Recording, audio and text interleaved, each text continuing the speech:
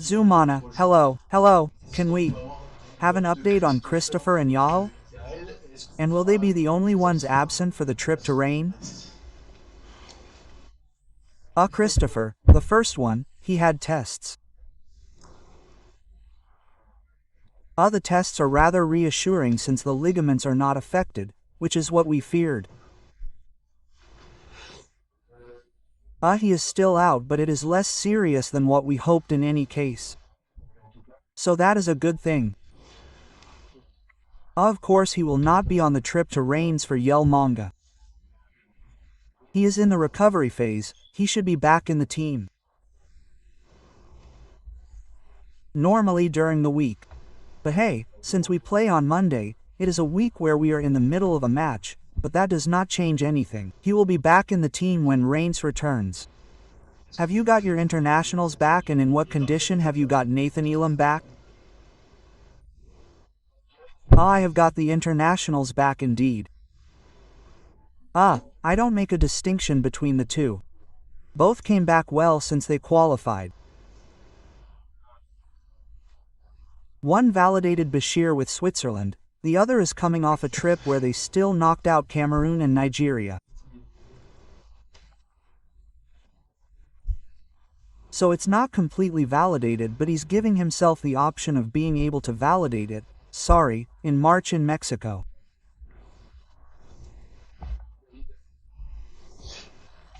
So obviously he came back happy, he came back satisfied, and it's easier to recover when things are positive like that. There's also a dynamic in the club and in the group. How can we continue to maintain this dynamic and not fall into complacency? That's a good question. That's my job, that's what I'm trying to do. I'm keeping an eye on that at the moment. I think that to maintain that, we have to be able to be aware of what has been put in place to achieve this good dynamic. And when we know what we've put in place and the efforts that have been made, well, we try to act on them and maintain them so that we don't live like that every day and come back, because otherwise bad habits or slacking off are something natural, it's human. But when we know what we've put in place, when we know the processes that we had to validate to do it, we're aware, and suddenly when there's something that's not validated, we can be much more alert. We say, watch out, we've made this effort to be better, we've done this so that the series continues, we're in a good dynamic.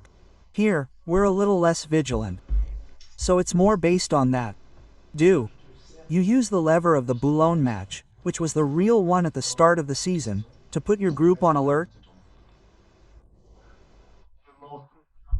I used it in the examples that I've given a lot, but I don't particularly like to dwell on things.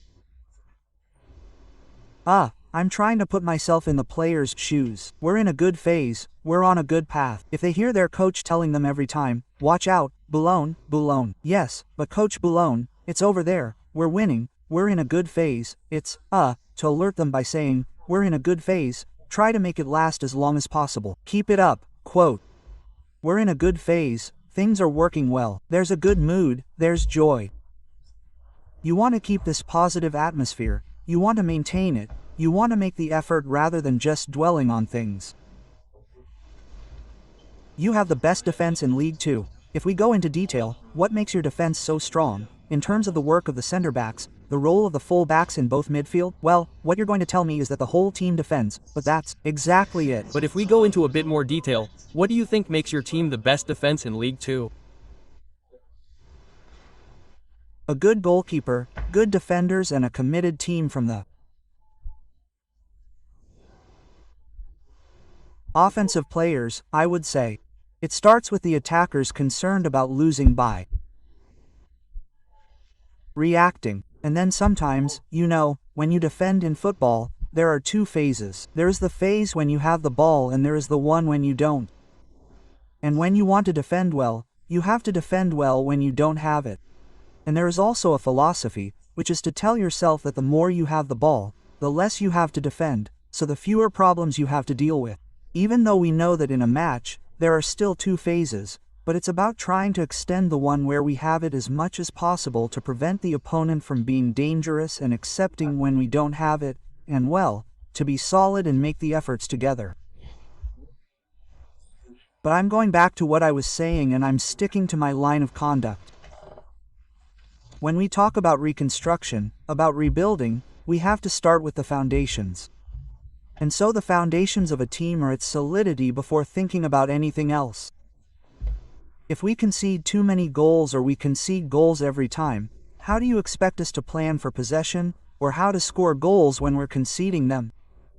We have to consolidate this base first and then we build little by little, and that's what we're managing to do at the moment. In any case, paradoxically, you scored a lot more goals at home than away. Did you alert your team to this problem? Not necessarily, but it could also be explained by the fact that at home, we are enterprising, we also want to take risks, we go a little further. So these are perhaps matches where the physicality, we also have to manage transitions. It could also be explained like that. After all, it's not a problem if we end up winning, right? If you were to suggest to me, I would be very happy that we have the best defense in the league, but if you were to suggest to me that we win 54 games, I would take that too. But of course, in time, it could be a problem if we concede a lot of goals. If we manage to score one more goal than the opponent, so much the better. But in any case, it's a sign of solidity and we know that we can travel. And in this championship, from time to time, opening the scoring first, well, that's still a sign of that. It can bring us closer to victory. So it's something important. For now, Zoumana, your team has not succeeded against the biggest teams in this championship. We can mention 3, Saint-Étienne, who took on Red Star at the very beginning of the season. Did you particularly tick Reims perhaps to show that you have improved against the big boys? No, not at all. We are moving forward, we are continuing on our path, we are taking on opponents one after the other. We are obviously in a good phase. The team has gained strength. We are not going to, it is obvious, we are not going to deny it. She's gaining confidence, her personality, she's daring more, she's trying a lot more things.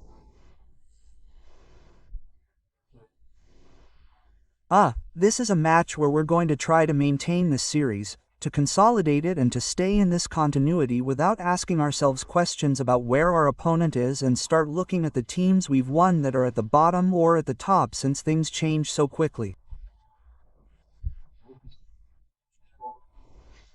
You can play a team that was supposedly at the top of the table, and I can take the example of a pot for example. A few weeks ago, it was a team that could have been in the top 5. Today, it's less. So we're not focusing on that. You're talking about match building. You scored 13 of your 19 goals in the second half.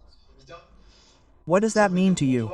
Is there something that needs to be corrected in the first half, or does it fit into what you're explaining to us about match building?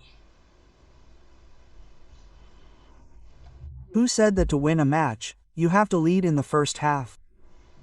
Who says that statistically the team that leads at halftime wins a football match?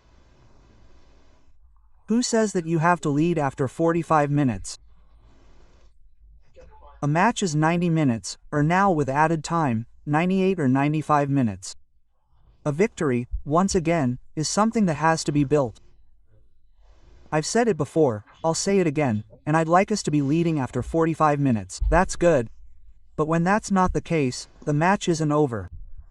It's only half time. There's another half to go and we have to readjust and then get going again. And it's a victory, it has to be built. It can also show the patience that our team has to build and increase its strength, because physically we also have to continue to respond in the second half. So this ability to be physically fit and to continue to build victories in the second round. So that's a good thing, isn't that?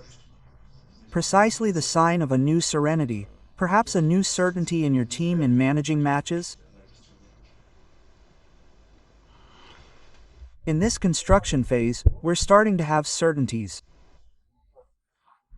If you remember, from the beginning and in the preparatory matches, I talked about this solidity that we were showing. I said we were showing solidity. It just needed to be confirmed. And today, well, it's gradually being confirmed and we're continuing in this direction. The boys are in a good phase. There you have it, they're doing well, they're being rewarded and it's up to them to keep it up. I'm vigilant and I'm trying to alert them and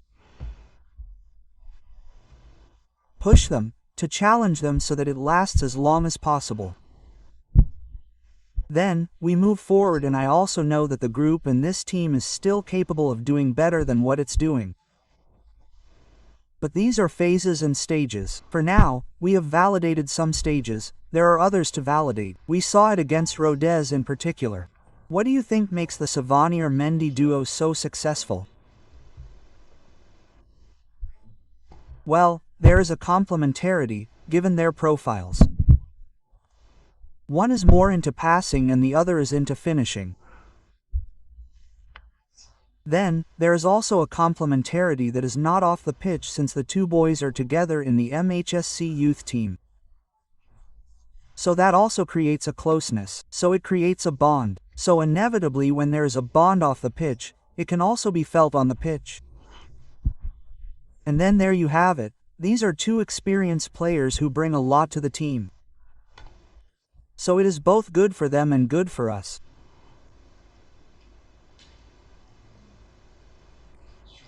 On Everin, a question. You put him back in the starting lineup at Had after a series of matches where you had used him less. Was that to pinch him? Was it because you were less satisfied with his performances at the moment and is he a player we could see again at Reims, for example? No, I made changes. There's him, Khalil, who came on, Fayed or Yenda, Shuba, or Victorpo. So it depends. On the complementarities, the team dynamics and the needs in relation to the profile. I don't need to pinch him by taking the player out or putting him back in. If I have something to say, I tell him and then afterwards, it's more the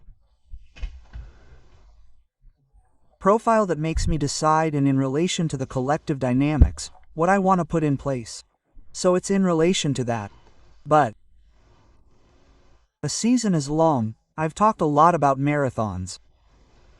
So in a season, there are phases where it's one player or another and then after a while, others take over. The most important thing is that everyone is involved and everyone is opportunistic when they're called upon. That's the most important thing.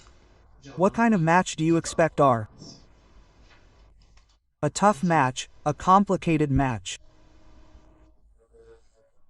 Against a team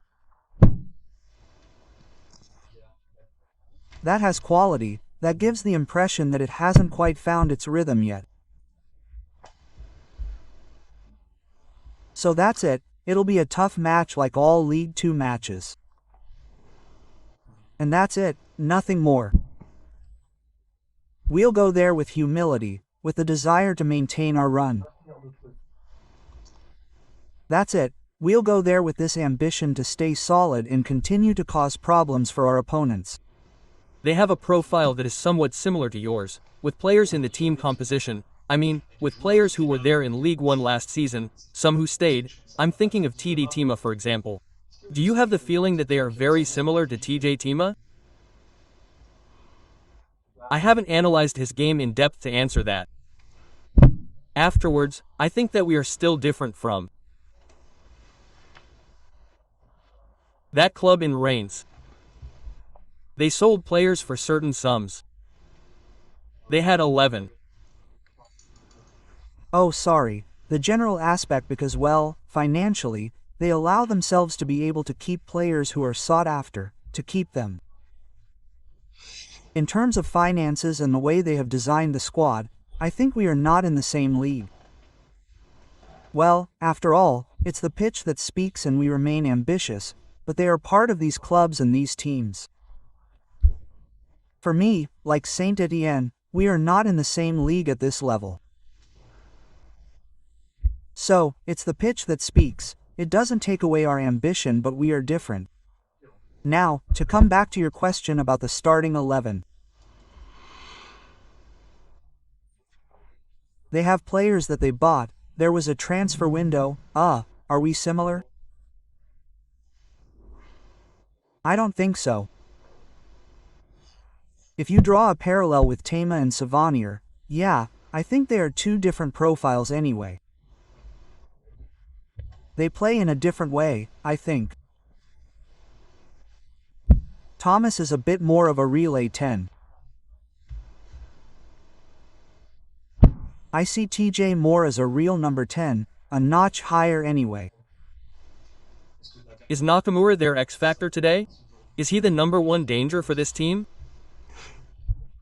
Like others like Ibrahim, they have hard-hitting players, they have experienced players who have the ability to eliminate in one-on-one situations. That's one of those dangerous players, but they have others. So once again, they're a good team, a very good team that's finding its rhythm and looking to perform at home, and they've had some poor performances. So it won't be an easy match, but we know that and we're getting ready to. Talk about Savannier's complementarity with Mendy later. Does it affect the way you play and the style of your team today?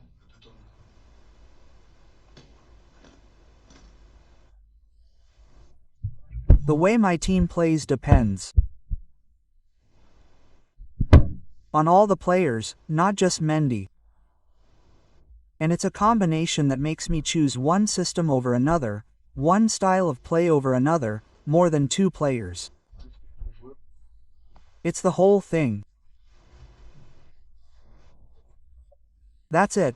I determine based on the 11 that I have what best enhances them and what reassures them the most, what makes them feel most comfortable so that they can express themselves as best as possible. That's it. I don't extract two players by profile and say, in relation to these two, we're going to play like this for these two. No, it's more global than,